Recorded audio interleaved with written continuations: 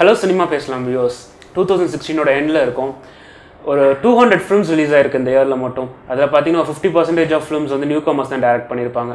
அதில் பார்த்தீங்கன்னா ஒரு ப்ராமிசிங் ஒரு ஷைன் பண்ண ஒரு நியூ கமர்னு பார்த்தீங்கன்னா ஒரு 1 or 2 மெம்பர்ஸ் தான் இருப்பாங்க. ஸோ அந்த வகையில் பார்த்தீங்கன்னா துருவங்கள் 16 நம்ம படம் பார்த்துட்டோம். படம் வந்து ஒரு ஸ்ட்ராங் இம்ப்ரெஷன் எங்கள் மைண்டில் இருக்குது. ஸோ அதோட டேரக்டர் மிஸ்டர் கார்த்திக் நாராயண் இங்கே இருக்காரு. Welcome to the show bro. Thank you. Welcome to the show. Hello thank you. So first of all அந்த துருவங்கள் 16 அது வந்து ஒரு murder mystery, hood and murder மிஸ்டரின்னே சொல்லலாம். ஜென்ரலாக இந்த மாதிரி ஃபிலிம்ஸ் வந்து தமிழ் சினிமாவில் வர்றது ரொம்ப ரேர். ஸோ நம்ம ஆடியன்ஸும் அவ்வளோ எக்ஸ்போஸ் ஆகிருக்க மாட்டாங்க இந்த மாதிரி ஒரு கான்செப்ட்டுக்கு. ஸோ உங்களுக்கு இந்த படத்தோட ஒரு ஸ்பார்க் எங்கே எதுலேருந்து ஆரம்பிச்சதுன்னு சொல்லலாம்? ஸ்பார்க்னா ஆக்சுவலாக எல்லா டேரக்டருக்கும் வந்து அவங்க ஃபர்ஸ்ட் படம் தான் ஐடென்டிட்டி.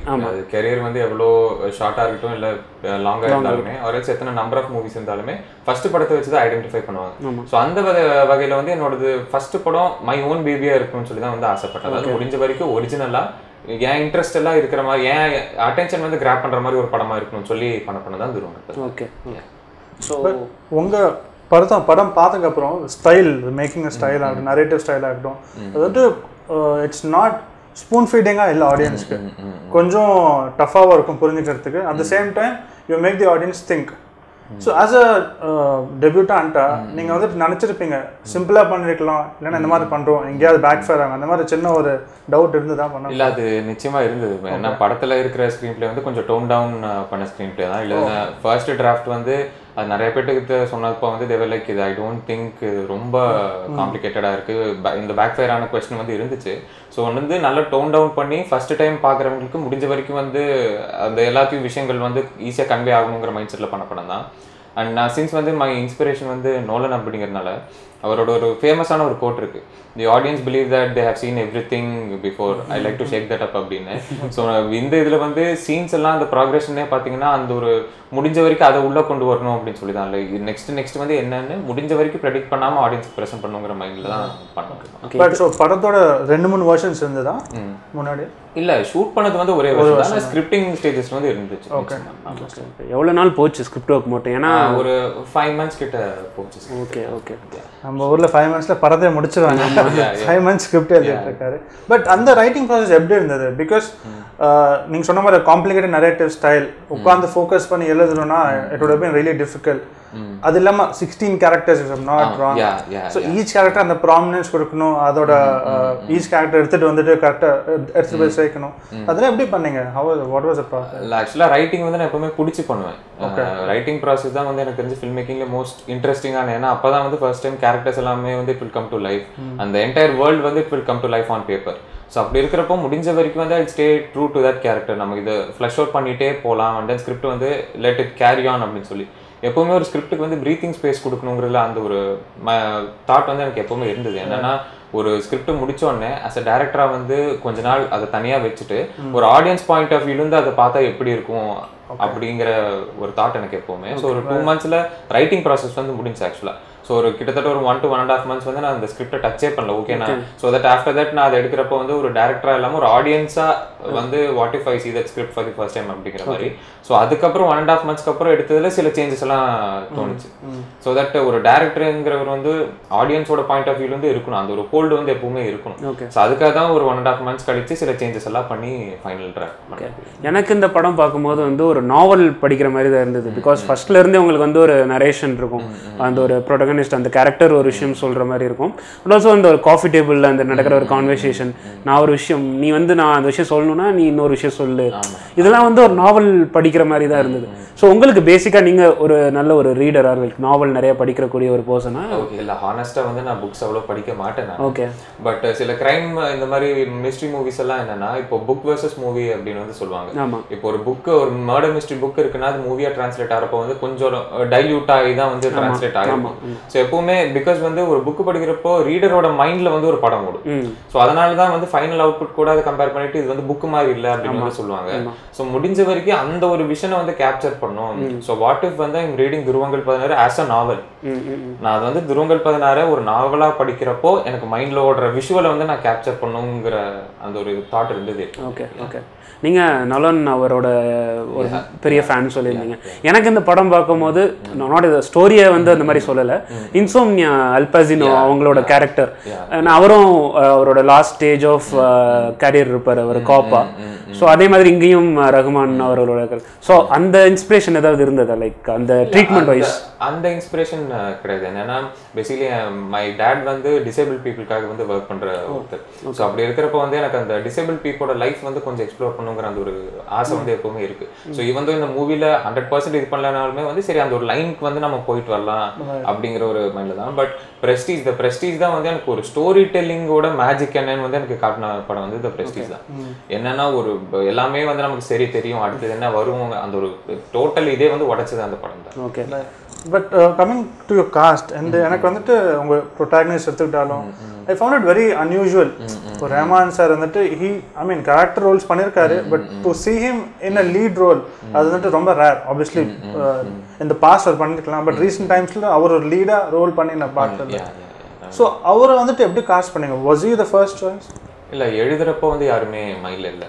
ஒரு ரைட்டராக வந்து எழுதுறப்போ இந்த ரெஸ்ட்ரிக்ஷன் எல்லாம் இருந்தால் அங்கேயே வந்து அந்த லிபர்ட்டி வந்து போயிடும். நம்ம சரி இவங்களுக்கு தான் படம் பண்ணோம், ஆர்எல்ஸ் இந்த ஒரு சர்க்கிள் கூட தான் நம்ம பண்ணனாலே அந்த ஃப்ரீடம் வந்து போயிடும். ஸோ நம்ம வந்து ஜஸ்ட் எழுதிடுவோம் ஸ்கிரிப்டை, நமக்கு கதைக்கு என்ன தேவையோ அதை எழுதிட்டு அதுக்கப்புறமா வந்து கேஸ்டிங் அந்த டிரான்ஸ்லேஷன் பார்ட் பார்த்துக்கலாம் அப்படின்னு சொல்லி. ஸோ எழுதுறப்போ இது எதுவுமே டிஃபிகல்ட்டாக தெரியல, எழுதினதுக்கு அப்புறம் தான் அந்த டிஃபிகல்ட்டி வந்து ஸ்டார்ட் ஆச்சு. என்னன்னா மெயின் ப்ரொட்டகனிஸ்ட் வந்து ஒரு 50-year-old காப் அப்படிங்கிறப்போ சுற்றி பார்த்தோம், லைக் யார் யார் இருக்காங்கிறப்ப யாருமே இல்லை. அது ஒரு பெரிய அந்த டைமில் பயங்கர ஷாக்கிங்காக தான் இருந்துச்சு. ஸோ ஹானஸ்ட்டாக வந்து நாங்கள் 2-3 ஆப்ஷன்ஸ் எல்லாமே வந்து எடுத்தோம். சரி இவங்க எல்லாம் பண்ண இவங்கெல்லாம் இந்த ஏஜ் குரூப்பில் இருக்காங்க, அந்த லுக்கு ஒரு போலீஸ்மேனுக்கான ஃபிசிக்கெல்லாம் செட் ஆகும் அப்படின்னு சொல்லிட்டு லிஸ்ட் எடுத்தோம். பட் ரஹ்மான் சார் வந்து சரி அவர் அந்த மலையாள சினிமாவோட அந்த மெச்சூரிட்டி வந்து நிச்சயமாக இருக்கும் அவர்கிட்ட. ஏன்னா இதுக்கு முன்னாடி நிறைய எக்ஸ்பெரிமெண்டெல்லாம் வந்து அவர் பண்ணியிருப்பாரு. சரி நம்ம அப்ரோச் பண்ணி கதையை வந்து நரேட் பண்ணலாம் அப்படின்னு சொல்லி பண்ணது தான். And after the story narration he immediately said yes. ஒரு 20 days வந்து ஸ்டார்ட் பண்ணுறோம். But was he the first actor நீங்கள் பிட்ச் பண்ணது ஸ்டோரி? he was not the first actor, but ஃபுல்லாக கதை சொல்ல முடிஞ்சது அவர்கிட்ட தான் ஃபர்ஸ்ட். ஓகே. பட் வேற ஆப்ஷன்ஸ் இருந்தது உங்களுக்கு? இருந்தது நிச்சயமா. ஓகே. ஓகே. அதே மாதிரி எனக்கு இந்த படத்தில் இன்னொரு விஷயம் ரொம்ப பிடிச்சிருந்தது, அந்த போலீஸ் செட்டப், அந்த போலீஸ் ஸ்டேஷன் செட்டப். பார்த்தீங்கன்னா ஒரு அந்த கான்ஸ்டபிள் வந்து சொல்லுவார் அதை நல்லா பெருக்குங்க அப்படின்னு சொல்லிட்டு அதெல்லாம் காட்டணும்னு அவசியமே இல்லை ஒரு படத்தில். பட் அந்த மாதிரி ஒரு விஷயங்கள் தான் நம்மளை ஈஸியாக கனெக்ட் பண்ணிக்க வைக்க முடியுது. ஒரு realistic approach towards the film அப்படின்னு சொல்லலாம். ஸோ அந்த ஒரு விஷயம். அண்ட் ஆல்சோ இந்த படத்தில் அந்த camera angles and sound design அது ரொம்ப சூப்பராக யூஸ் பண்ணியிருந்தீங்க. ஸோ அதை பற்றி சொல்லுங்கள் நீங்கள். இல்லை, அந்த போலீஸ் ஸ்டேஷன் சீக்வன்ஸுங்கிறத விட லைக் நான் என்ன இன்டென்ஷன்னா துருவங்கள் 16க்குன்னு ஒரு வேர்ல்டு வந்து ஃபர்ஸ்ட் கிரியேட் பண்ணோம். ஸோ ஒரு வேர்ல்டு கிரியேட் பண்ணணும்னா வந்து it has to be lively. For example இப்போ ஒரு போலீஸ் ஸ்டேஷன் வந்து அவர் இறங்குற ஷாட் அப்படின்னா ஜஸ்ட் வெளியில வந்து ஒரு வைடு வச்சு அவர் காரு அண்ட் தென் வந்து கட் ஒரு மிட் அவர் இறங்குறதுன்னா வந்து ஒரு நார்மல் இதுக்கு வந்து it will be okay. But அந்த ஒரு லைவ்லி ஃபீல் கொண்டு வரணும்னு சொல்லி தான் முடிஞ்ச வரைக்கும் ஃபர்ஸ்ட் ஹாஃப் பார்த்தீங்கன்னா அந்த ஒரு என்டையர் இதே வந்து நாங்கள் ஒரு ஸ்டெடி கேம் ஒரு சிங்கிள் ஷாட் அந்த மாதிரி தான் வந்து போயிருக்கோம். ஏன்னா பேசிக்கலி எனக்கு இன்னரி 2 மூவிஸ் எல்லாம் ரொம்ப பிடிக்கும். ஏன்னா அந்த ஒரு லாங் ஷாட் மேலே எனக்கு ஒரு அஃபினிட்டி வந்து அவர் மூவிஸ். ஏன்னா ஒரு கட் இல்லைன்னா உடனே வந்து ஆடியன்ஸோட அட்டென்ஷன் வந்து கிராப் பண்ணிடும். ஏன்னா விஷுவலி அங்கே ஒரு கட் இருந்தால் தான் ஒரு டிஸ்கனெக்ட் ஃப்ரம் தி வேர்ல்ட் மாதிரி வந்து இருக்கும். ஸோ முடிஞ்ச வரைக்கும் okay let us travel with the character அப்படிங்கிற ஒரு ஐடியாவில் பண்ணது தான். சவுண்ட் டிசைன் வந்து இப்போ ஒரு ஆடியோ வந்து ஒரு படத்துக்கு எந்த அளவுக்கு இம்பார்ட்டண்ட்டோ அதே அளவுக்கு வந்து ஒரு படத்துக்கு வீடியோ அந்த அளவுக்கு இம்பார்ட்டண்ட்டோ ஆடியோவும் அந்த அளவுக்கு இம்பார்ட்டன்ட். இப்போ நம்ம ஸ்க்ரீனில் வந்து பார்க்குறோம் அப்படின்னா கண்ணை மூடினாலும் அந்த அளவுக்கு இம்பார்ட்டன்ஸ் வந்து இருக்கணும் நமக்கு. யூஸ்வலாக தமிழில் வந்து எனக்கு அது கொஞ்சம் லேக்கிங்காகவே வந்து இருந்துச்சு. சவுண்ட் டிபார்ட்மெண்ட்டில் வந்து யாரும் கான்சென்ட்ரேட் பண்ண மாட்டேங்கிறாங்க அப்படின்னு. ஏன்னா இப்போ இருக்கிற அவார்ட்ஸ்ல எல்லாமே பார்த்தீங்கன்னா எனக்கு தெரிஞ்சு சவுண்ட் டிசைன் அப்படிங்கிற அந்த ஒரு எலிமெண்ட் வரதே கிடையாது. ஏன்னா அவங்க தான் வந்து தே டெலிவர் தி ஃபைனல். இது என்னதான் ஒரு மியூசிக் டைரக்டர் வந்து பேக்ரவுண்ட் ஸ்கோர் போட்டு கொடுத்தாலுமே ஒரு சவுண்ட் டிசைனர் வந்து அது எல்லாத்தையும் ப்ராப்பராக மிக்ஸ் பண்ணி கொடுத்தா தான் அந்த எஃபெக்ட் வந்து இருக்கும் ஆன் ஸ்க்ரீன். ஸோ அதில் வந்து நாங்கள் நல்லாவே கான்சென்ட்ரேட் பண்ணோம் sound design. And Sachin and Hari அவர் சிங் சினிமா அவங்க இதுக்கு முன்னாடி மாயா எல்லாம் பண்ணியிருக்காங்க. பட் எனக்கு வந்து அவர் ஷார்ட் ஃபிலிம் டேஸ்லேருந்தே தெரியும். ஓகே. ஸோ அந்த ஒரு எஃபெக்ட் இருந்தது சார் மாயான்னு சொன்னப்போ அதுலேயும் ரொம்ப நல்லா இருந்தது. இந்த இதில் டப்பிங் அந்த விஷயம் கூட வந்து லைக் அங்கேருந்து பேசிட்டு இருக்காங்க. இங்கே கேரக்டர் வந்துட்டு அந்த ரூம்குள்ள மூவ் ஆகும்போது sound also travel Singh sounds மாதிரி தான் வந்து பண்ணோம். என்னன்னா ஒரு லைவ் பூம் மைக் வச்சு ரெக்கார்ட் பண்ண எப்படி இருக்கும் முடிஞ்ச வரைக்கும் அந்த என்விரான்மெண்ட் வந்து கிரியேட் பண்ணும் அப்படின்னு சொல்லி பண்ணோம். Okay okay. ஆல்சோ உங்கள் சினிமாட்டோகிராஃபர் பற்றி சொல்லுங்கள். ஏன்னா வந்து ஒரு பர்டிகுலர் ஷாட் வந்து அந்த கௌதம் அந்த கேரக்டரை வந்து ரஹ்மான் கூப்பிடுவார். அவர் மேலே இருப்பார். அவர் வந்து வாட்ச்மேன் சம் இன்வெஸ்டிகேஷன் அங்கே வாட்ச்மேனை காட்ட மாட்டாங்க. அண்ட் ஆல்சோ கௌதமே காட்ட மாட்டாங்க. ரஹ்மான் போவார், போட்டு கூப்பிடுவார், வருவார். ஸோ இந்த மாதிரி சில விஷயங்கள்லாம் வந்து ரொம்ப நல்லாவே பண்ணியிருந்தீங்க அந்த சினிமாட்டோகிராஃபி அந்த விஷயங்கள்ல. அது லைவ்லியாக இருந்தது. ஸோ அதை பற்றி அவரோட ஒர்க் அண்ட் ஆல்சோ நீங்கள் எப்படி அதை ஃபிக்ஸ் பண்ணீங்க? சினிமாட்டோகிராஃபர் வந்து ஆக்சுவலாக எனக்கு எடிட்டர் மூலமாக தான் தெரியும். அவங்க 2 பேரும் பிரதர், சினிமாட்டோகிராஃபர் அண்ட் எடிட்டர். நான் ஒரு ஷார்ட் ஃபிலிம் ஷார்ட் ஃபிலிமுக்கு வந்து டிஐக்காக வந்து கேட்டிருந்தேன் எடிட்டர் கிட்ட. இந்த படத்துக்கு வந்து டிஐ கலரிஸ்ட் அவர் தான். ஸோ அவர் மூலமாக தான் எனக்கு சுச்சித்தை நான் வந்து தெரியும். இதுக்கு முன்னாடி நான் அவர்கிட்ட ஒர்க்கே பண்ணது கிடையாது. ஜஸ்ட் ஒரு 2-3 டிஸ்கஷன் மாதிரி போச்சு. அதுக்கப்புறம் நேராக ஷூட் பார்த்துக்கலாம் அப்படின்னு சொல்லிட்டு. உண்மையாகவே ஃபர்ஸ்ட் டே வந்து எனக்கு நல்லாவே அந்த ஒரு பயம் இருந்தது. என்னன்னா ஒரு செட்டில் அதிகமாக சண்டை வர்றது வந்து டேரக்டர் அண்ட் டிஓபி தான். சில டைம் நான் டேரக்டர் கேட்குற ஃப்ரேம் வந்து அவங்க கொடுக்க மாட்டாங்க. ஆர்எல்ஸ் அவங்க டெக்னிக்கலாக நிறைய ரெஸ்ட்ரிக்ஷன் சொல்லி அந்த ஷார்ட்டை வந்து இது பண்ணுவாங்க. பட் எனக்கு அவர் ஃபஸ்ட்டு கேட்ட கேள்வி வந்து கார்த்திக் என்ன ஷார்ட் போடலாம் அப்படின்னு கேட்டார். First day of the shoot. அந்த கேள்விக்கு அப்புறம் தான் ஓகே நம்ம வந்து ஒரு கம்ஃபர்டபுளான டிஓபி கிட்ட தான் இருக்கும் அப்படின்னு சொல்லி. So by the end of the shoot வந்து நாங்கள் ஒரு பக்கா ஒரு வேவ்ல இருந்து ஆல்ரெடி ஒரு ப்ராஜெக்ட் முடிச்ச மாதிரி எனக்கு ஒரு ஃபீல் இருந்தது. லைக் ஓகே வேற வந்து சேம் பேஜ், எந்த ஒரு கருத்து வேறுபாடுமே இல்லை அப்படின்னு சொல்லி. ஸோ டச் வுட் அந்த என்டையர் ப்ராஜெக்ட் வந்து அப்படியே தான் மெயின்டைன் ஆச்சு. அந்த ஷார்ட் டிவிஷன் சினிமாட்டோகிராஃபி ஸ்டைல் வந்துட்டு இவர் சொன்ன மாதிரி it's always focusing on the characters, important characters தான். இப்போ அந்த வாட்ச்மேன் கேரக்டர் காட்ட தேவையில்ல, பேசிட்டு இருக்காங்கன்னு சொன்னா புரிஞ்சுக்கிறோம். அப்படிதான் பண்ணீங்களா? இஸ் இட் பிகாஸ் அந்த கேரக்டர்ஸ் மேல தான் இருக்கணும் அந்த ஃபோக்கஸ்? நான் ஷார்ட் டிவிஷனா வந்து தெளிவா ஒர்க் பண்ண முடியல. எனக்கு என்னன்னா ஒரு 20 days தான் ப்ரீ ப்ரொடக்ஷனுக்கே வந்து கிடைச்சது. நாங்கள் ரஹ்மான் சார் வந்து ஆகஸ்ட் எண்டில் வந்து மீட் பண்ணோம். இமீடியட்டா அவர் சரி இந்த மந்த்க்குள்ள வந்து ஷூட் பண்ணலாம் அப்படின்னு சொல்லிட்டாரு. ஸோ ஒரு 20 days தான் வந்து கிடைச்சது எங்களுக்கு. But regarding the camera moment எல்லாம் பாத்தீங்கன்னா அந்த ஊட்டி போர்ஷன் வர்றப்ப எல்லாமே டில் அந்த டுவர்ட்ஸ் தி கிளைமேக்ஸ் தான் வந்து ஒரு ஹேண்ட் ஹெல்ப் போமே தவிர அது வரைக்கும் எல்லாமே ஒரு ஸ்மூத் ஒரு பேண்டா இருக்கும். ஆர்எல்ஸ் வந்து ஸ்டாட்டிக் தான் இருக்கும். ஏன்னா கேமரா மூமெண்ட்ங்கிறது ஒரு கதையை வந்து எந்த அளவுக்கு நம்ம ப்ரெசென்ட் பண்ண முடியும். ஏன்னா அது ஒரு ஸ்டோரி டெல்லிங் டூல். ஸோ ஒரு பரபரப்பான ஒரு இன்சிடென்ட் நடக்குதுன்னா வந்து maybe we can go for hand held and அந்த சிச்சுவேஷனுக்கு ஏற்ற மாதிரி வந்து நம்ம ப்ரெசென்ட் பண்ணலாம். அதுக்காக தான் கேஷுவலான கான்வர்சேஷன் அப்பெல்லாம் வந்து ஜஸ்ட் ஒரு ஸ்டாட்டிக் ஃப்ரேம் இருக்கும். ஆர்எல்ஸ் ஒரு ஸ்மூத் சார்ஜிங் மட்டும் இருக்கும். இன்னொரு விஷயம் எனக்கு என்ன பிடிச்சுன்னா யூஸ்வலி இந்த மர்டர் மிஸ்ட்ரீஸ்னாலே some element of blood gore அதெல்லாம் இருக்கும். பட் நீங்க அதெல்லாம் காட்டவே இல்லை. அதை எப்படி அச்சீவ் பண்ணீங்க? பிகாஸ் ஜெனரலாவே வந்துட்டு இந்த ஜானர்னாலே அந்த விஷயத்தை காட்டினா தான் ஆடியன்ஸ் வந்துட்டு they will realize it. Okay, இந்த படத்தை இந்த ஜானர் நம்ம படம் பார்த்துட்டு இருக்கோம். பட் நீங்க அதெல்லாம் காட்டாமலே you still kept us engrossed. எப்படி அச்சீவ் பண்ணீங்க அதை? இல்ல அது ஹானஸ்டா வந்து காட்டணும்னு ஆசை தான். பட் ஒரு நிமிஷம் சென்சார் மைண்ட்ல அப்படியே வந்து போச்சு நம்ம. ஸோ அதனால எல்லாமே ஆஃப் ஸ்கிரீன் வந்து இருக்கட்டும் வயலன்ஸ் அப்படின்னு சொல்லி தான். ஓகே. பட் வந்து இந்த ஜானருக்கு அது பண்ணா வந்து நல்லாவே இருக்கும். இது இன்னும் நல்லா ஆம்பிளிஃபை பண்ணும் இந்த ஃபில்மை. பட் சின்ஸ் அந்த சென்சாருக்கு கொஞ்சம் பிரச்சனை வருங்கிறதுக்காக நாங்களே எல்லாத்தையும் டோன் டவுன் பண்ணி. பட் நீங்கள் as a first time film மேக்கரா ஐயோ aware that சென்சார் வந்துட்டு ஒரு ஹிண்ட்ரன்ஸா இருக்கும் right from the beginning scripting ஸ்டேஜ்ல இருந்து? இல்ல அது ஒரு ஐடியா இருந்துச்சு. பட் இதுக்கும் வந்து கொஞ்சம் ப்ராப்ளம்ஸ் தான் வந்து இருந்துச்சு. ஈவன் ஃபார் இப்போ இந்த யூஏ சர்டிஃபிகேட்டை வந்து சில அந்த கட்ஸ் எல்லாமே வந்து சொன்னாங்க. we had to like explain sir இல்லை இது கதைக்கு வந்து ரொம்ப முக்கியமான கட். அண்ட் இன்னொரு விஷயம் படத்துல வந்து நாங்கள் அடிஷ்னலாக ஒரு சீன் கூட வந்து ஷூட் பண்ணல. எடிட்டேபிள்ல நாங்கள் ஸ்கிரிப்ட்ல இருந்தோ அது மட்டும் தான் எடிட்டேபிள் வந்து இருந்துச்சு. லைக் ஒரு சீனும் நாங்கள் எக்ஸ்ட்ரா ஆட் பண்ணல எடுக்கல. ஸோ வந்து we had to explain sir இப்போ இந்த ஷார்ட் இல்லை இந்த சீன் எடுத்தால் அந்த ஸ்ட்ரக்சரே வந்து கொலாப்ஸ் ஆயிரும் sir, we can't do it அப்படின்னு சொல்லி தான் பண்ண வேண்டியதாக இருந்துச்சு. ஓகே. ஸோ அந்த மாதிரி இந்த படத்தில் வந்து பார்த்தீங்கன்னா லைக் எடிட்டிங் ஸ்டைலுமே கொஞ்சம் டிஃப்ரெண்ட்டாக இருந்தது. சில விஷயங்கள் வந்து லைக் நரேஷனில் சொல்லலாம் கூட சில விஷயங்கள் எடிட்டிங்கில் சும்மா அந்த விஷுவல்லே நீங்கள் காட்டியிருந்தீங்க. ஸோ எடிட்டர் அவரோட ஒர்க் பற்றி? எடிட்டர் ஸ்ரீஜித் அண்ணா வந்து பயங்கர பொறுமைசாலி. ஃபர்ஸ்ட் என்னன்னா நான் நிறைய டார்ச்சர் பண்ணியிருக்கேன் அவரை. பயங்கர பொறுமையா நம்ம சில வேரியேஷன்ஸ் எல்லாம் சொன்னாலுமே வந்து அவர் பண்ணி காமிப்பார். அவர்கிட்ட என்ன ஒரு பிடிச்ச விஷயம்னா இப்போ அஸ் அ டேரக்டரா நான் ஏதாச்சும் அவர்கிட்ட சொல்றேன்னா இமீடியட்டா வந்து ரிஜெக்ட் பண்ண மாட்டார். ஈவன் தோ வந்து இன்னும் சில விஷயங்கள் வந்து அவருக்கே தெரியும் இது வந்து ஒர்க் அவுட் ஆகாதுன்னு. பட் அவர் என்னன்னா நான் சொன்னோன்னே இது வேண்டாம்ப்பா அப்படின்னு சொல்ல மாட்டார். என்ன பண்ணுவாரு பண்ணி காமிப்பாரு. பார்த்ததுக்கப்புறம் நானே சொல்லிடுறேன் அண்ணா இது கொஞ்சம் செட் ஆகிற மாதிரி இல்லை அப்படின்னு சொல்லி. ஸோ அந்த லெவல் ஆஃப் ஒரு அண்டர்ஸ்டாண்டிங் வந்து இருந்துச்சு. So regarding the edit pattern வந்து பார்த்தீங்கன்னா அது வந்து it was on screenplay. Screen பிளேல என்ன இருந்ததோ அதை வந்து அந்த க்ரக்ஸ் வந்து குறையாம வந்து இருக்கணும் அப்படின்னு சொல்லி தான். பட் வந்து ஃபுல் ஃப்ரீடம் வந்து நான் கொடுத்தாச்சு அவர்கிட்ட. Okay. And also commercial compromises எங்கேயும் இல்லை. நீங்களே ப்ரொடியூசர், நீங்கள் வந்துட்டு ஆப்வியஸ்லி பாட்டு வேணால் போட்டிருக்கலாம். எப்படி அதெல்லாம் வந்துட்டு கண்ட்ரோல் பண்ணீங்க? பிகாஸ் எங்கேயாவது தோணு இருக்கும்ல. இல்லை, ஓன் ப்ரொடக்ஷனால தான் காம்ப்ரமைஸ் இல்லாமல் பண்ண முடிஞ்சது அது. ஆர்எல்ஸ் வந்து ஐ டோன்ட் திங்க் நிறைய எக்ஸ்பிளனேஷன் வந்து பண்ண வேண்டியது இருக்கும். அண்ட் காம்ப்ரமைஸ் எல்லாம் சொன்ன மாதிரி வெளியே இதில் போனால் நிச்சயமாக இருக்கும். சின்ஸ் அது அப்பாவே தான் ப்ரொடியூசர் அப்படிங்கிறதுனால வந்து படம் பார்க்குற வரைக்கும் அவருக்கு ஒன்லைன் கூட தெரியாது. வாஸ் லைக் ஓகே உனக்கு என்ன தேவையோ வந்து அது பண்ணிக்கோ அப்படின்ட்டாங்க. ஸோ அந்த ஒரு சர்க்கிள்குள்ளே பிகாஸ் ஐ ஹேட் என்னதான் நம்ம சரி ஓன் ப்ரொடக்ஷன் அப்படின்னாலும் சப்கான்ஷியஸாக அது ஒன்று இருந்துச்சு. I have to like return அப்படிங்கிற ஒரு இது என்ன படத்தில் போகுதோ ரிட்டர்ன். ஸோ முடிஞ்ச வரைக்கும் அதை விட்டு வெளியில் போகாம தான் பண்ணோம்.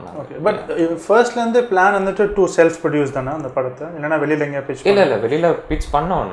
நான் நிறையா வந்து பிச் பண்ணேன். நான் பிச் பண்ணி அது கொஞ்சம் செட் ஆகாதனால தான் வந்து சரி நான் ஃபைனலாக அந்த ஒரு ஃபால் பேக் மெக்கானிசம் வந்து பேரண்ட்ஸ் தான் இல்லை. நான் நேரம் ஃபைனலாக கால் பண்ண அப்பாவுக்கு ஐ டோன்ட் திங்க் வந்து இட்ஸ் ஹேப்பனிங் ரைட் நவ், நான் கொஞ்சம் இன்னும் வயசானும் போல அப்போ தான் எனக்கு கிடைக்கும் அப்படிங்கிற மாதிரி.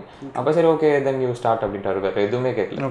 கதையோட ஒன்லைன் என்ன எதுவுமே கேட்கல, யூ ஸ்டார்ட் அப்படின்ட்டு. பட் அது ஆக்சுவலி கேட்கணும்னு நினச்சேன். உங்கள் ஏஜ் வந்து I think 21 years old. Yeah, now I'm 22. Okay.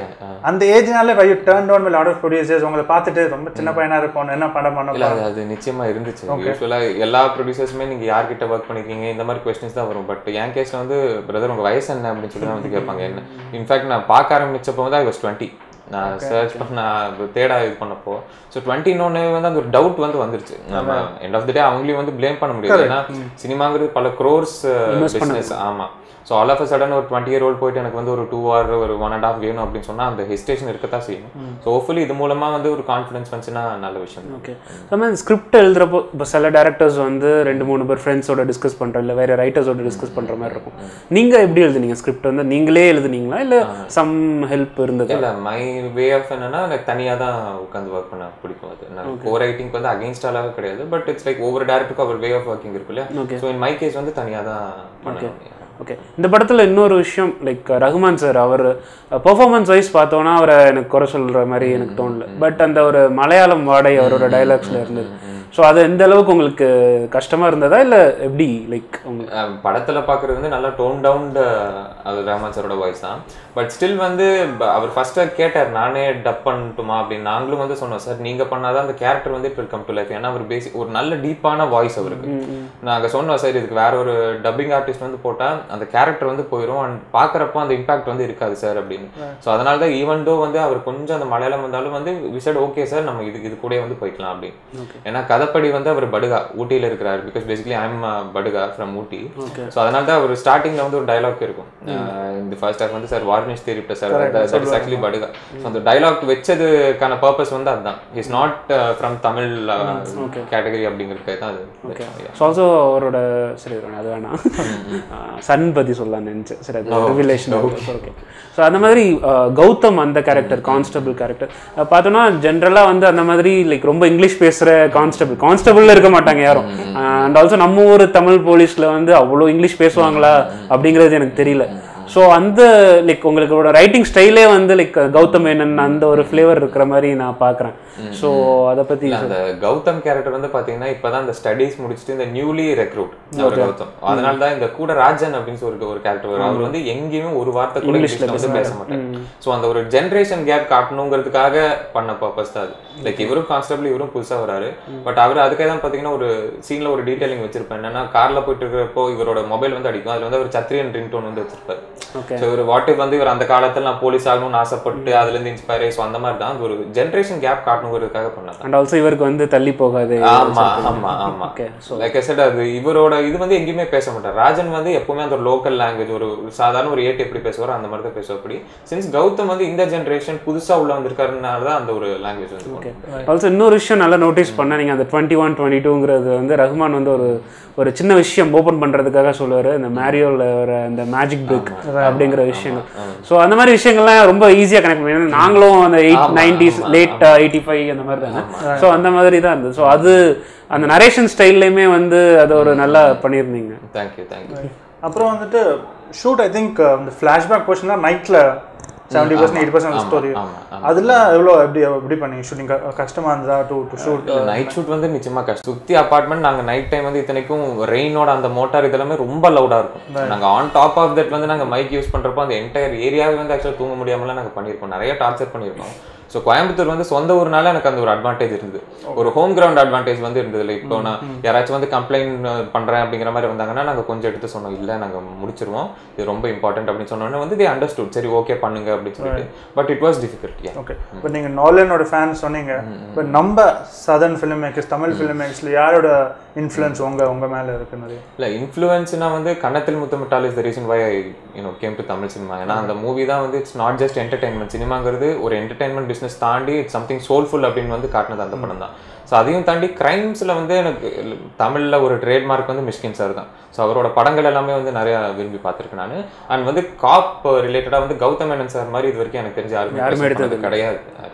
So இவங்க 3 பேரோட ஒர்க்ஸ் நான் நிறைய ஃபாலோ பண்ணுவேன். பட் எப்பயாவது வந்துட்டு இவங்க 2 பேர்ல யாரோ ஒருத்தர் அசிஸ்ட் பண்ணலாம் அந்த மாதிரி ஐடியா வந்தது இல்லையா? நிறையவே வந்திருக்கு, வாய்ப்பு கிடைக்கல. நான் மணிசர் ஆஃபீஸ்க்குலாம் நிறைய வாட்டி போயிருக்கேன், பட் கிடைக்கல அது. Okay, interesting. ஓகே, அது மாதிரி நீங்கள் வந்து டேரக்டர்ஸ்க்கு வந்து ஸ்பெஷல் ஸ்க்ரீனிங் பண்ணியிருந்தீங்க. ஸோ அதுலேருந்து உங்களுக்கு மறக்க முடியாத மாதிரி அது எனி கமெண்ட்ஸ் வந்துருந்ததா? அது ஆக்சுவலாக இன்டர்வலில் வந்து சுந்தர்சி சார் பார்த்தாரு. ஸோ முடிச்சுட்டு இன்டர்வலில் வெளியில் வரப்போ நான் சைடு நின்றுருந்தேன். அவர் ஃபஸ்ட்டு வரப்போ நான் மீட் பண்ணல, நான் ஆல்ரெடி உள்ளே இருந்து அவர் நேராக உள்ளே வந்து உட்காந்துட்டாரு. அப்புறம் டீம் வந்து இன்ட்ரடியூஸ் பண்ணி வச்சாங்க, சார் இவர் தான் டேரக்டர் அப்படின்னோடனே how old are you அப்படின்னு கேட்டாங்க. சார் நான் 21 அப்படின்னு, திஸ் இஸ் லாஸ்ட் இயர், 21 அப்படின்னு கேட்டது எங்களுக்கு எல்லாம் காம்ப்ளெக்ஸாக இருக்கியா அப்படின்னு சொன்னார். ஸோ பீயிங் அவ்வளோ பெரிய டேரக்டர் அது சொல்லணுன்ட்டு அவசியமே இல்லை. ஸோ இந்த மாதிரி கமெண்ட் எல்லாமே வந்து நல்ல ஒரு எனர்ஜியாக வந்து இருந்துச்சு நிச்சயம். பட் இந்த மாதிரி கமெண்ட்ஸ் வரும்போதுட்டு இட் ஃபீல்ஸ் குட். பட் படம் ரிலீஸ் ஆகும்போது there is another kind of pressure commercially எப்படி போகும். So as a first time filmmaker அந்த மாதிரி ப்ரெஷர் நீங்கள் எப்படி ஹேண்டில் பண்ணிட்டு வரீங்க?